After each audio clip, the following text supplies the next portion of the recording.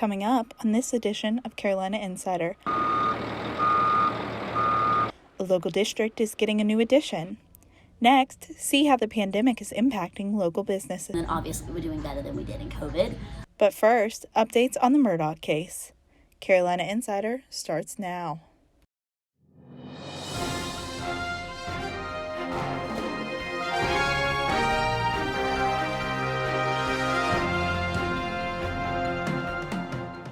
Hello, and thank you for joining us. I'm Sydney Pennington. Our top story today, a prominent former South Carolina lawyer remains in jail today. A state court judge denied bond for Alex Murdaugh yesterday. Murdaugh faces 2 felony charges over insurance settlements in the death of his housekeeper. He's accused of using the money for himself. The judge also ordered the 53-year-old to undergo psychiatric evaluation. One of Columbia's fastest developing business districts continues to grow. Bull Street is getting a tasty treat. Here with more on that in today's Soda City Scene is Makayla Evans. Makayla? That's right, Sydney. The Bull Street District will be welcoming a new food court. This Chapel of Hope building will be transformed into the Sanctuary Food Hall. The city's first food hall will be a 19,000 square foot hub for small restaurants. It is expected to house between 15 and 20 vendors. Workers I talked to in the area are excited for new food options. But that's going to be a very good change because around here there's not many great and healthy food options. This is only the latest string of developments in the area. Bull Street has been hailed as one of the largest commercial development projects on the East Coast with a 20-year build-out plan. It will include a parking garage and multiple housing options. It'll take a while for them to get the food hall up, but it's set to open in 2023. Back to you, Sydney. Thanks, Makayla. The COVID-19 pandemic is continuing to impact businesses across Columbia. This includes the women's clothing industry as students look for their clothing needs. With more on that story is our very own Callista Yost. Classes are back in session at the University of South Carolina, and students need new clothes for just about everything nowadays. Student Ann Claire Quindoza has been working at local boutique My Kim Collections for 4 months now, and she's seen many people stop in to buy new clothes for every occasion.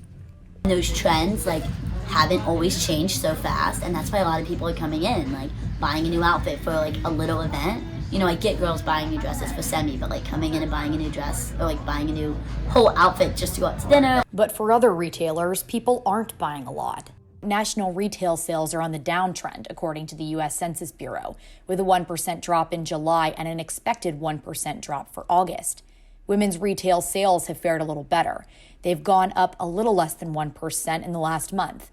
But Ann Claire says that My Kim is way ahead of the curve. And I just talked to my manager, and she said that the numbers in the year even before COVID were doing better than those. So we really are on track for growth, and then obviously we're doing better than we did in COVID.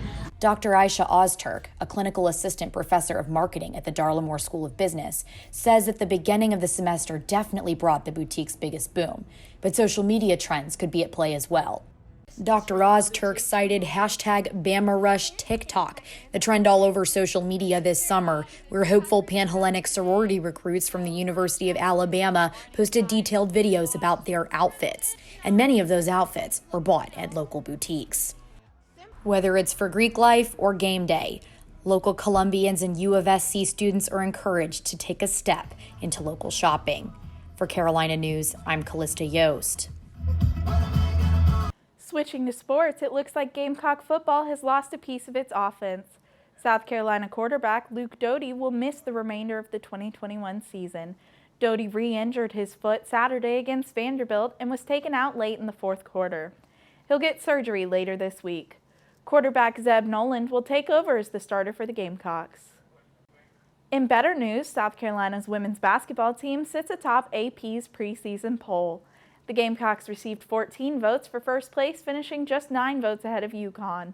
South Carolina will tip off its season November 9th against NC State. That's it for this edition of Carolina Insider, a student production here in the Kennedy Greenhouse studio in the School of Journalism and Mass Communications. Thank you for joining us, and we'll see you back here Friday.